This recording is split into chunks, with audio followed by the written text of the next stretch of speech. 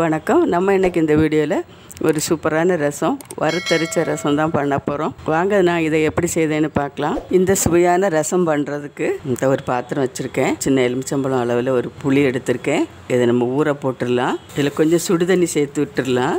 சுடுதண்ணியில் இருந்துன்னா சீக்கிரமாக ஊறிடும். இது அப்படி ஊறிட்டு இருக்கட்டும்.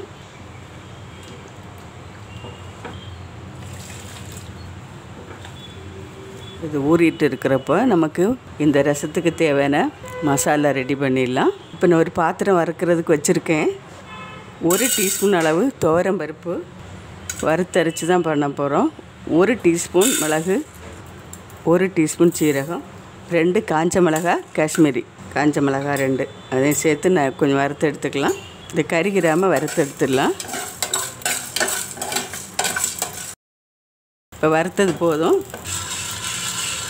ஆறட்டும், பொடிச்சிடலாம். இப்போ இது கூட 1 டீஸ்பூன் மல்லி விதை, இது ஏற்கனவே வறுத்து வச்சுருக்கேன், அதனால இது வறுக்கலை. இது கூட கொஞ்சம் கருவேப்பிலையும் சேர்த்துக்கலாம். இப்போ இந்த சூட்லேயே கருவேப்பிலை இதாகும், கொஞ்சம் சூடாகும். இப்போ இதை குறப்பாக அரைச்சி எடுத்துகிட்டு வந்துடுறேன். இப்போ பாருங்கள், இது மாதிரி பொடிச்சு எடுத்துருக்கேன். இனி இதுக்கு கூட 1 பச்சை மிளகாய் சேர்த்துக்கலாம். 10 பல் பூண்டு, சின்ன சைஸாக இருக்கனால போட்டிருக்கேன், 10 பார்த்து சேர்த்துக்கோங்க.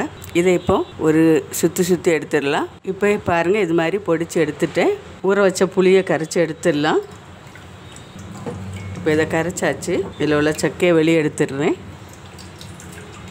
இது சின்ன சைஸில் 4 தக்காளி பழம் இது மாதிரி கட் பண்ணி எடுத்து வச்சுருக்கேன். நடுவில் உள்ள திக்கான பாகத்தை எடுத்துட்டேன்.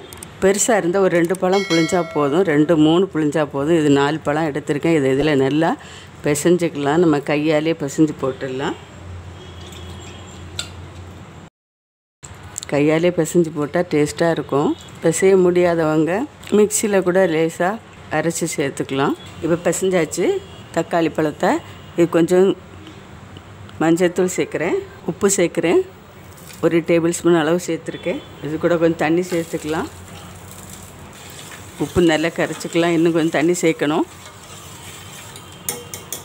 இப்போ நம்ம அரைச்சி வச்ச மசாலா இதில் சேர்த்து விட்டுடலாம்.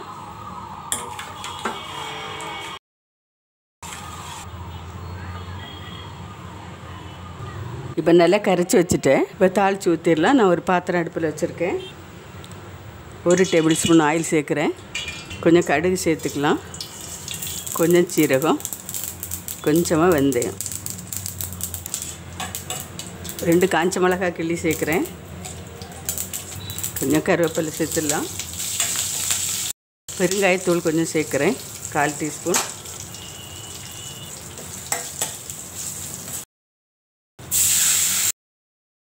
ரசம் ரொம்ப கொதிக்காமல் பார்த்துக்கணும். சைடில் எல்லாம் லைட்டாக பபுள்ஸ் வந்துட்டுருக்கு. இப்போ இந்த மாதிரி கொதிச்சுட்டு வரும்போது மல்லி இலை சேர்த்துட்டேன். அடுப்பு ஆஃப் பண்ணிடலாம். இவ்வளோதான், சூப்பரான ரசம் ரெடி ஆகிட்டு.